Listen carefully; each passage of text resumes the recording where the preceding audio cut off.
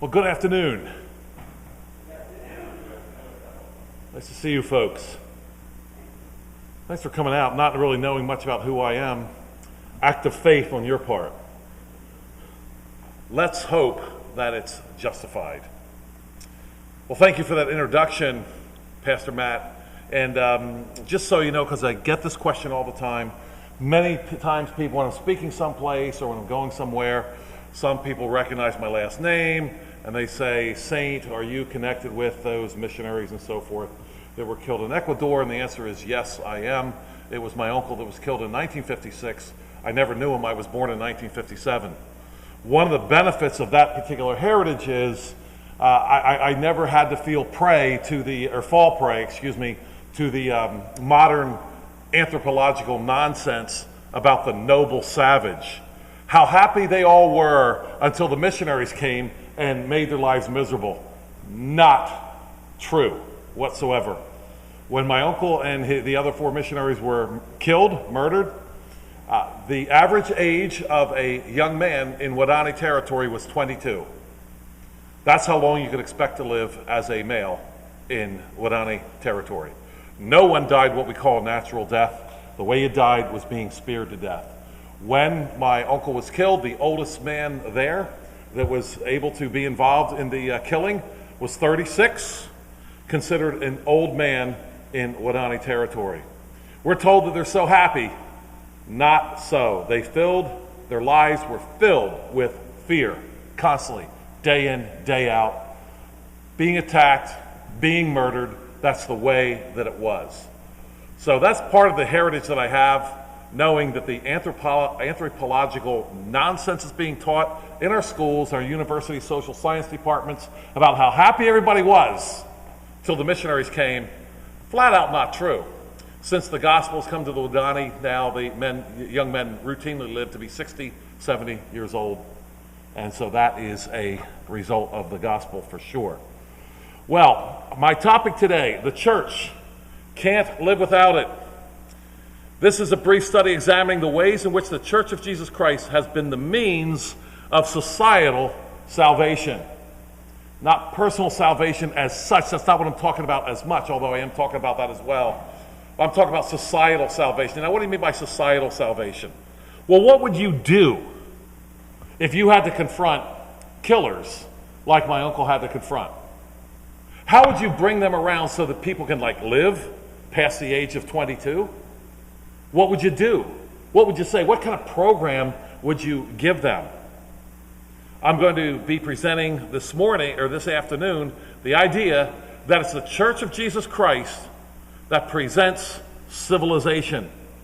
That civilization itself cannot occur without the church, the assembly of Jesus Christ. My purpose is to communicate the fact that as far as society goes, the Church of Jesus Christ has been the communicator of all good and perfect gifts, societally speaking.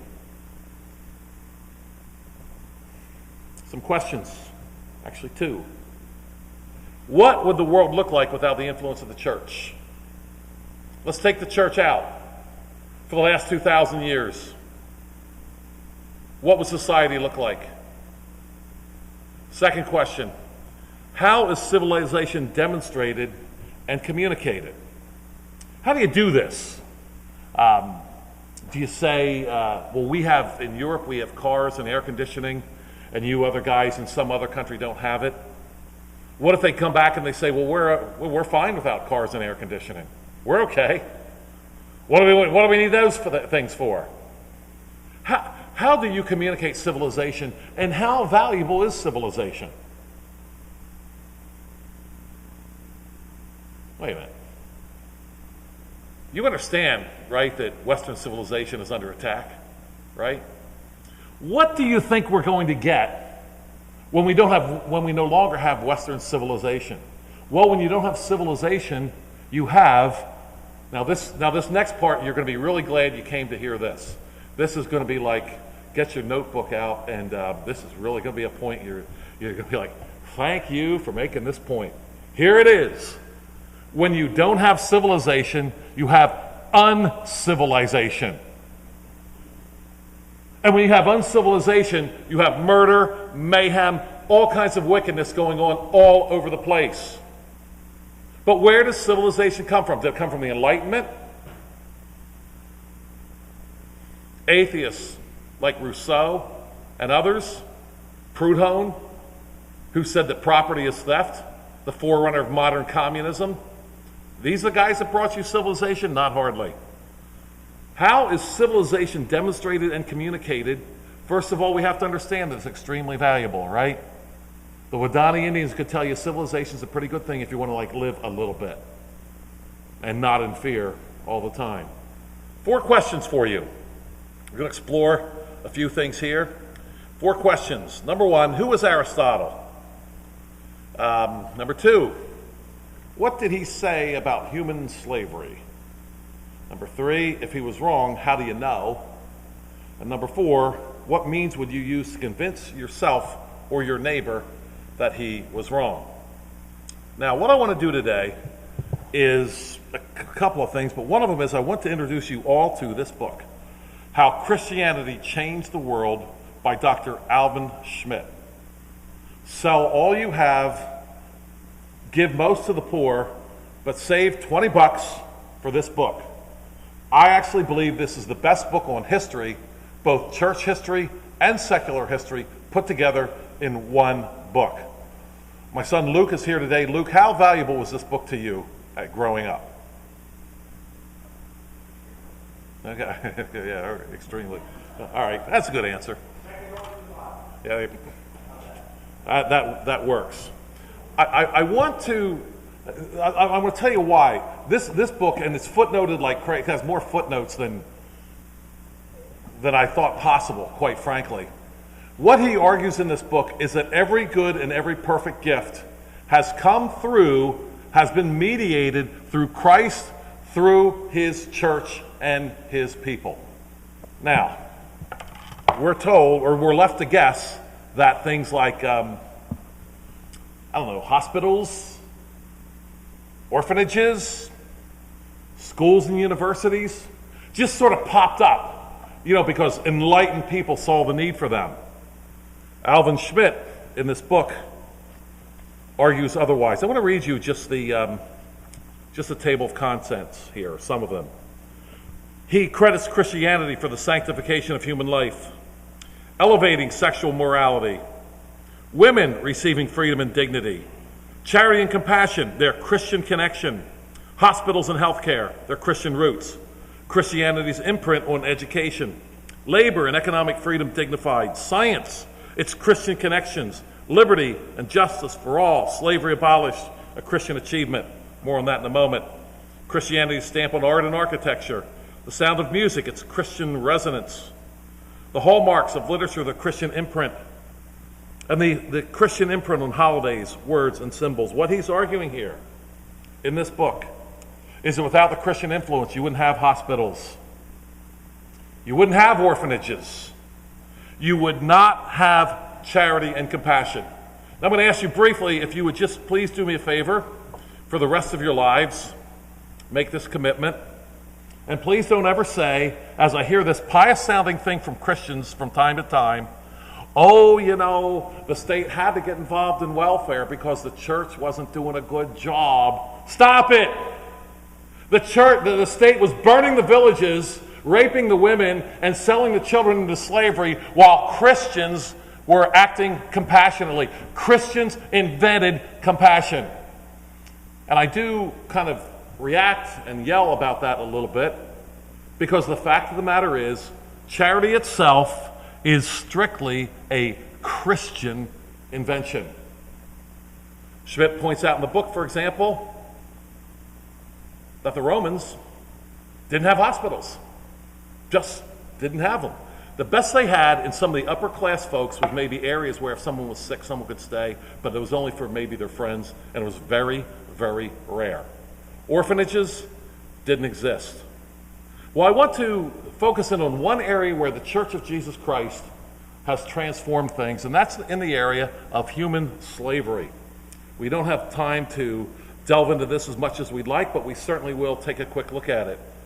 Now, let's look at Aristotle here. We just asked about him. By the way, Aristotle, right? I can go to a university social science center and quote Aristotle, right? Everybody clap their hands and say, this is great, what a lecturer. Well, what did he say about human slavery? This is from a philosopher of the University of Michigan. Aristotle says certain people could understand the reason of others, but would lack entirely their own capacity for rational deliberation. Such a person would be a natural slave, Aristotle claims, meaning that they would inherently lack the capacity to rationally direct their own lives. Such people would need to be directed by those who can rationally deliberate. Since this authority should be distributed to those most able to exercise it correctly, Aristotle argues that owning such people would be just.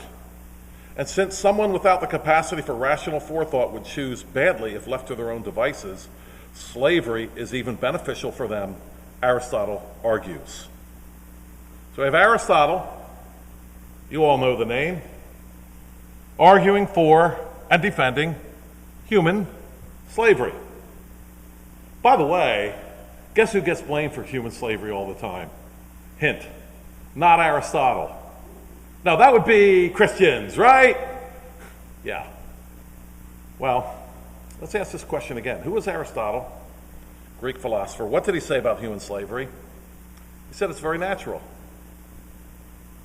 He argued that some people are natural slaves and some people are natural masters. Now, his third question. If he was wrong, how do you know?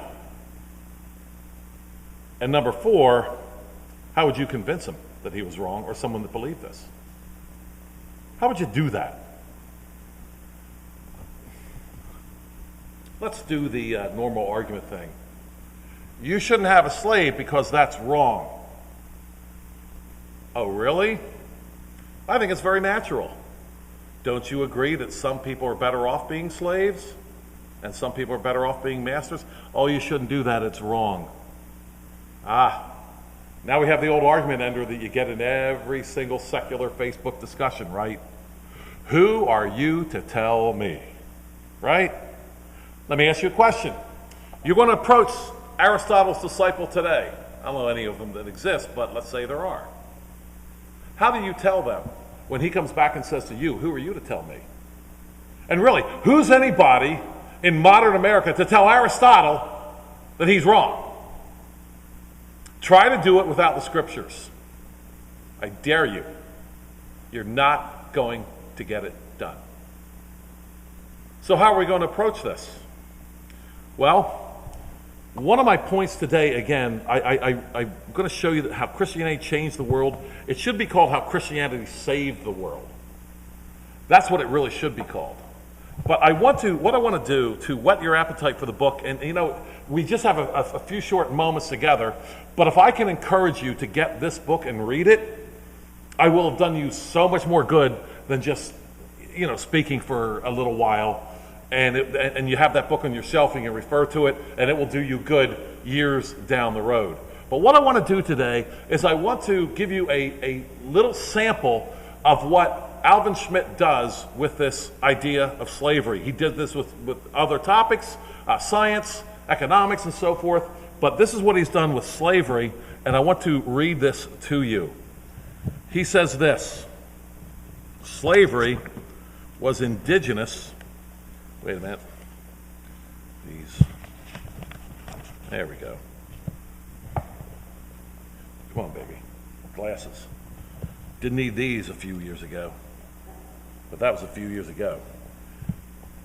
Slavery was indigenous to African and Arab countries before it made its way to Europe. By the time of Christ, slaves made up an estimated 75% of the population in ancient Athens and well over half of the Roman population. Slavery was also widely practiced by many tribes of the American Indians before Columbus set foot on the shores of the New World. Anybody remember Daniel Boone when he rescued his daughter Jemima? Anybody remember what's going on there? He knew that the Indians were carrying off his daughter for what? That'd be slavery. Of course, we're told in our university social science centers that, the Indians had never even thought of slavery. It never crossed their minds until those Europeans came. Stop your lying. With few exceptions, kings, priests, and philosophers approved of it. Aristotle, the influential Greek philosopher, saw it as natural, expedient, and just.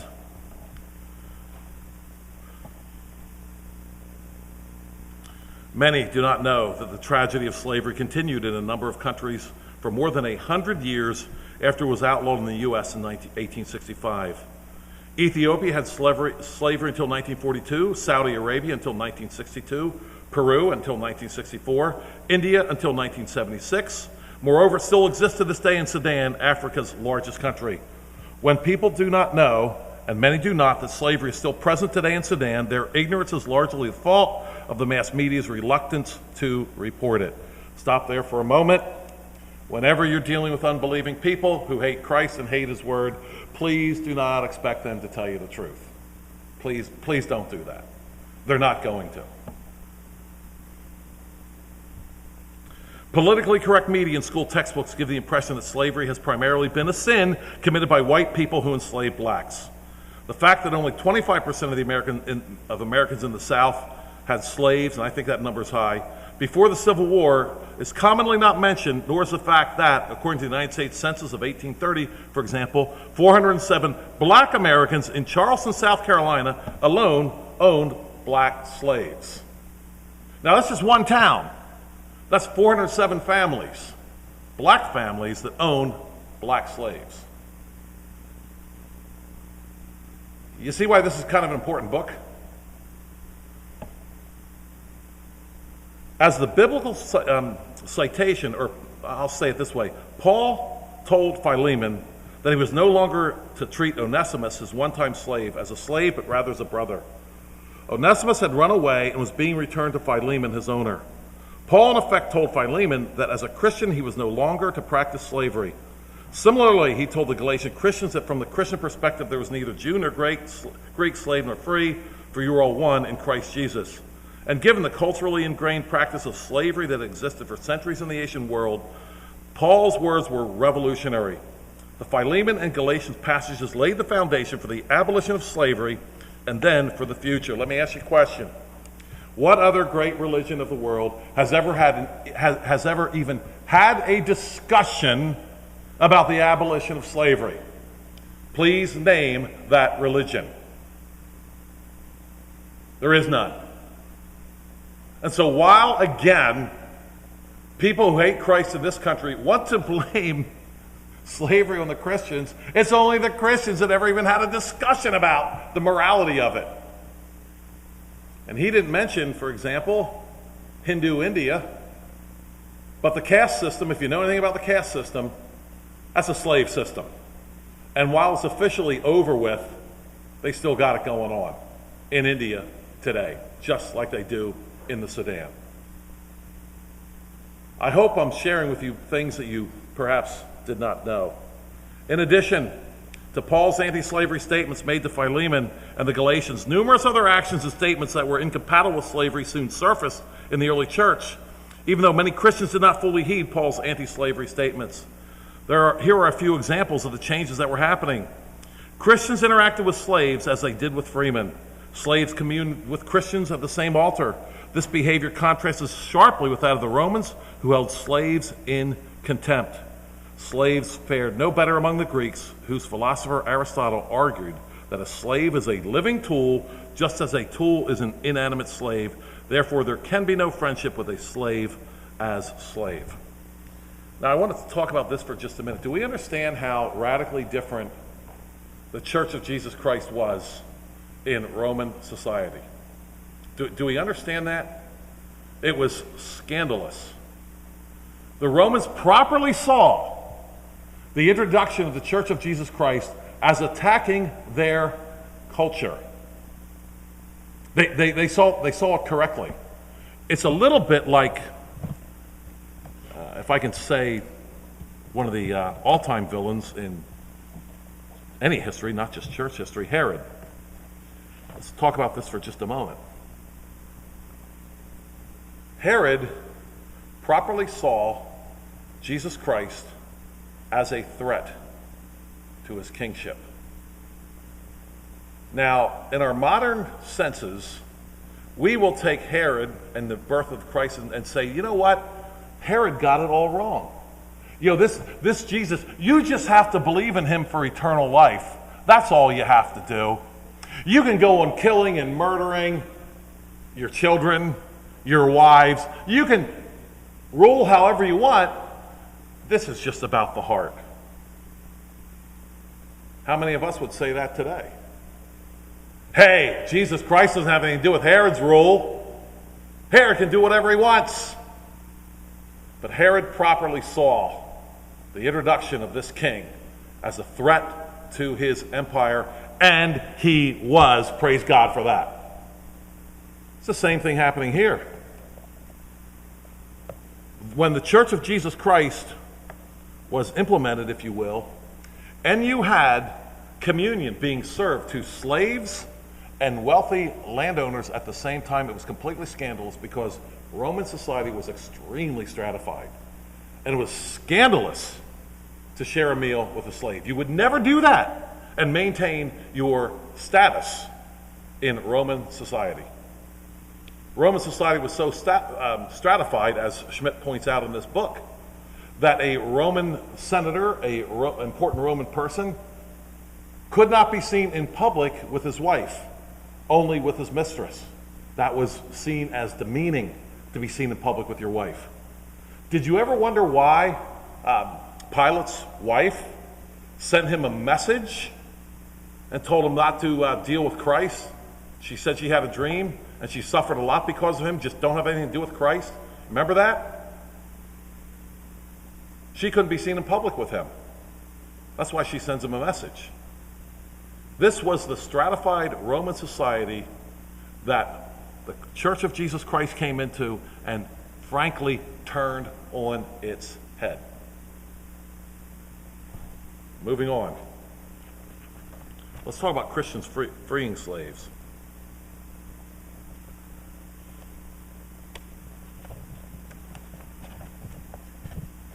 In many instances, Christians freed slaves.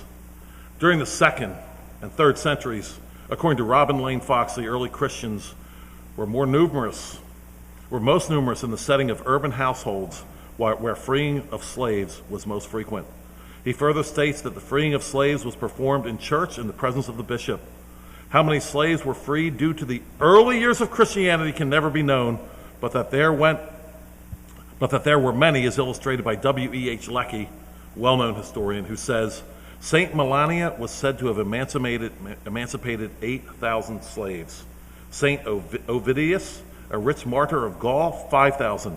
And he goes on to name person after person that freed slaves because of Christ. I wonder how long the list is of Romans who freed slaves prior to Christ. You can be sure it's pretty short, if it exists at all. Well, what's my point? My point is that when you look at the history of the church, you see a imperfect church, yeah. A church of many people who failed, yeah.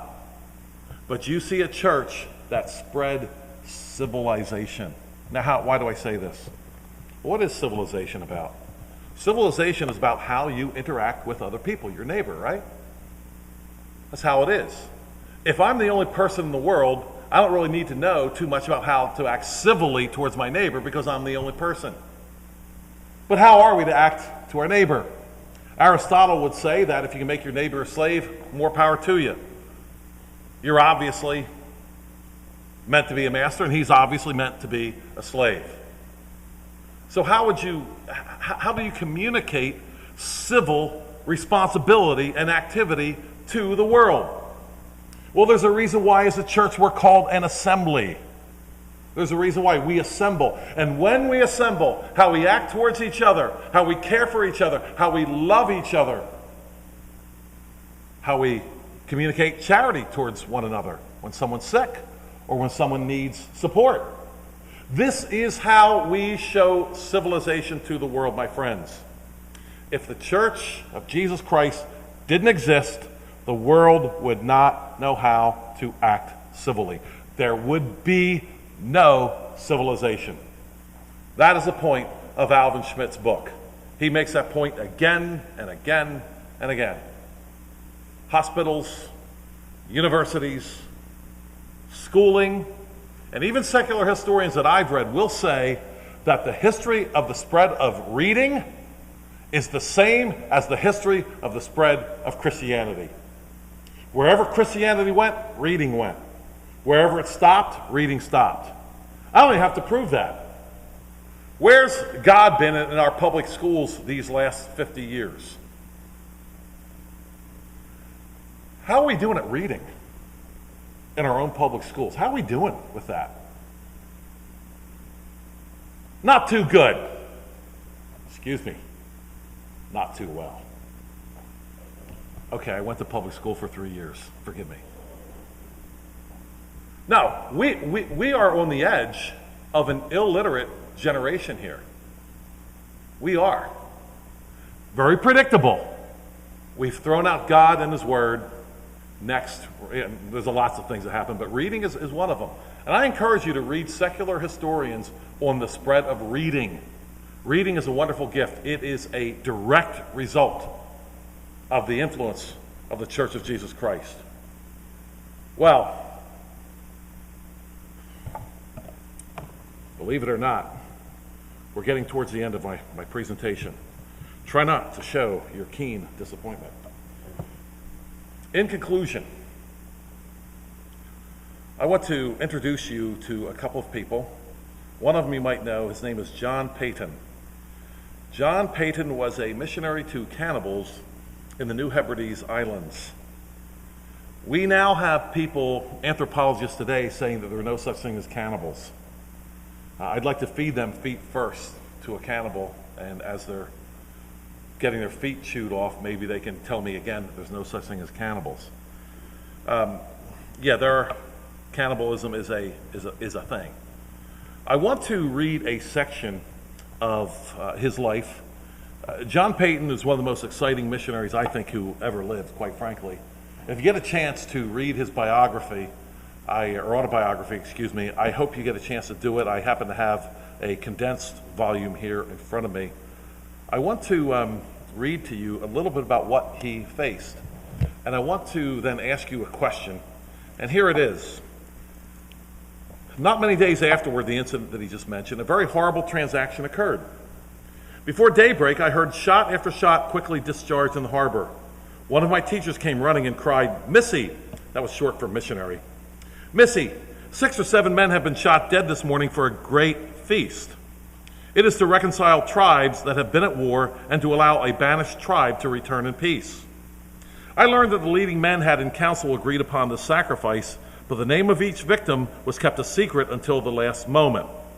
The torture of suspense and uncertainty seemed to be borne by all as part of their appointed lot, nor did they prepare as if suspecting any dread assault. Before daylight, the sacred men sent a murderer to the door of each house where a victim slept. A signal shot was fired, all rushed to their doors, and the doomed ones were shot and clubbed to death as they attempted to escape. Their bodies were then carried to a sacred tree and hung up there by hands for a time as an offering to the gods. Being taken down, they were carried ceremoniously and laid out on the shore near my house, placed under a special guard.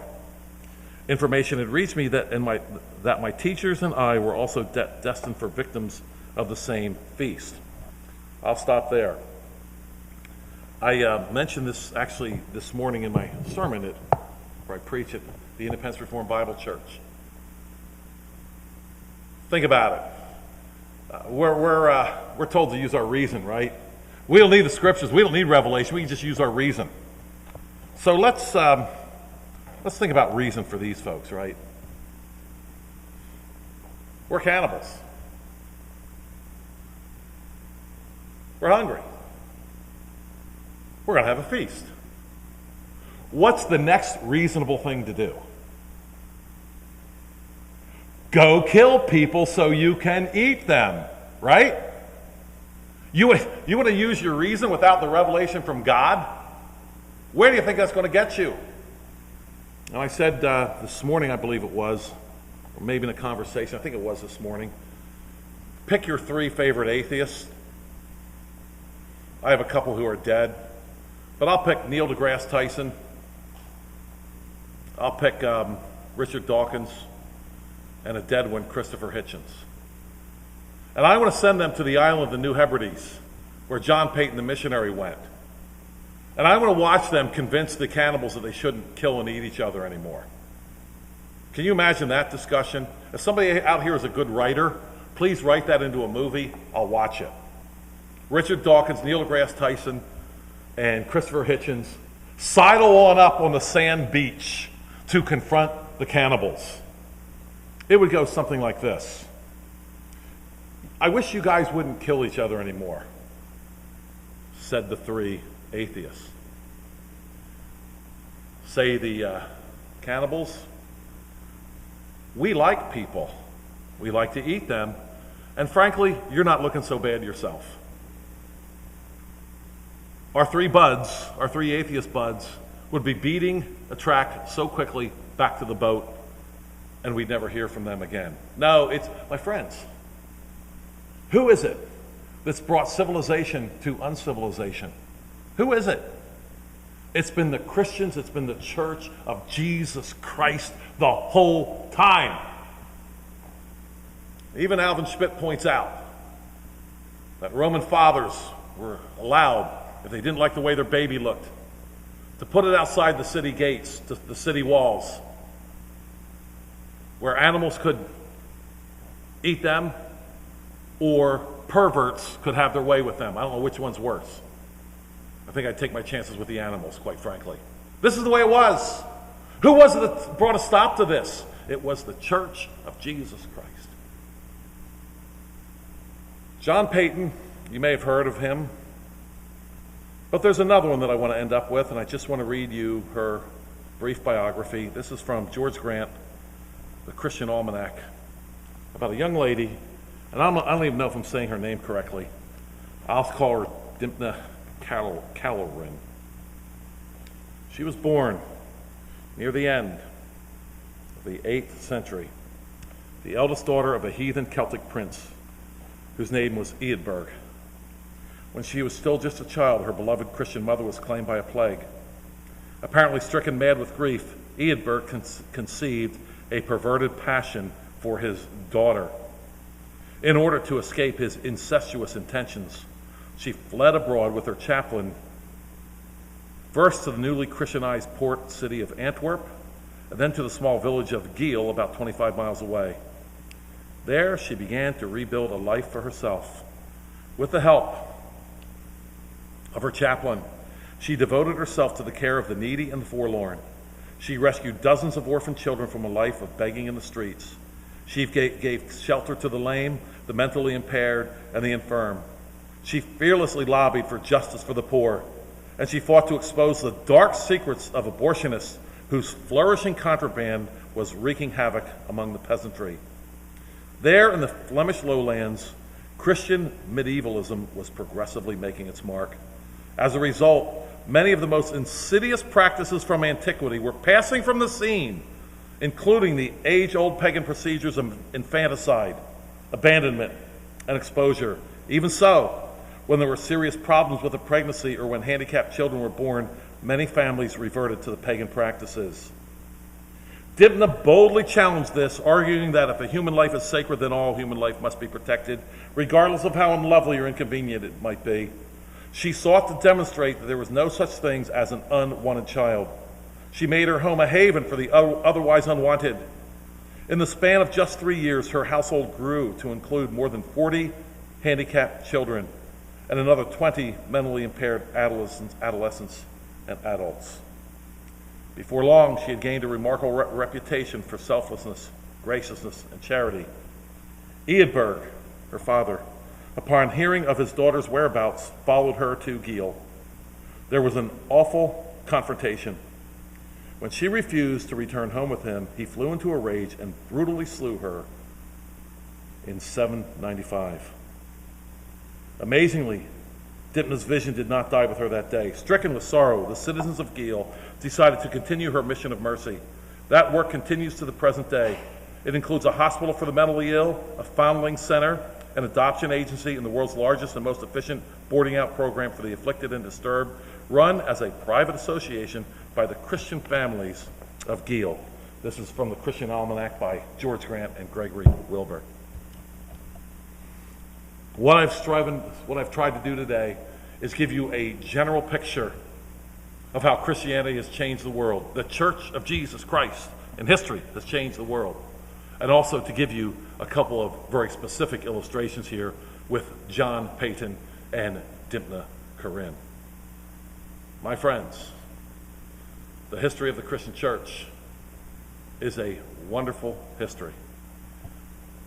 I have said before, please don't act as if the church did a terrible job with charity and so the state had to jump in on it. How's the state doing with charity now? I'll tell you what, the church couldn't do any worse than what the state's doing now, and for a lot less money, I think. Please do not ever give in to anyone who wants to compare, when it comes to charity, unfavorably with that of the state. And please remember that every good and perfect gift really is from above. And when it comes to society, every good and perfect gift, societally speaking, has been mitigated in history through the Church of Jesus Christ.